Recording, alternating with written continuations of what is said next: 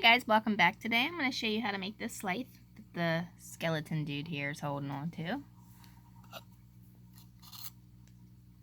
Looking kind of happy there for having such a deadly object in his hand. Alright, well, let's get started.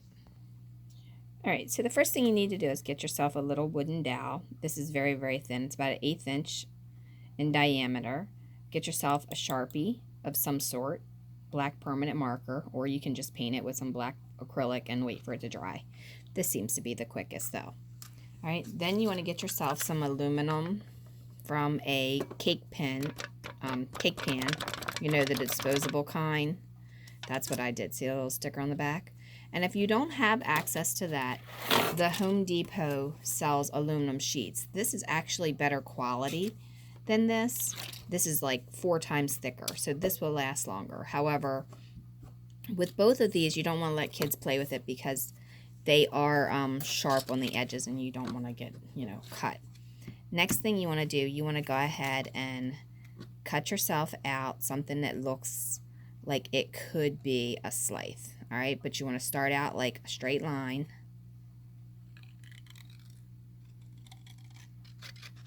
And then go down. All right, now I'm going to go here, cut this, and then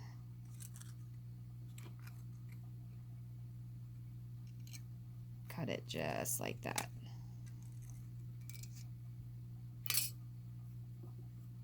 Which will give me that look. Now you can have more of a bend in yours too. In fact, I think I probably should have a little bit more of a bend in it.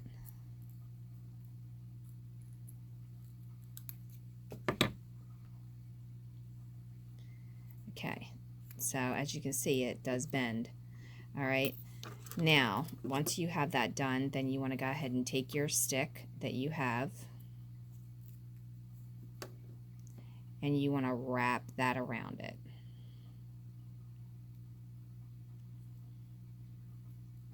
Until you have something that looks like this.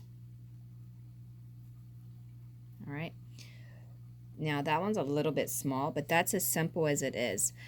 Put a little bit of crazy glue on there to hold that, and then you'll have your scythe, and you won't have to worry about it. If you don't have crazy glue, then you can just go ahead and put a little hot glue. And you know, I don't feel like digging the crazy glue out, but you would just apply the crazy glue in the same way that I'm doing the hot glue.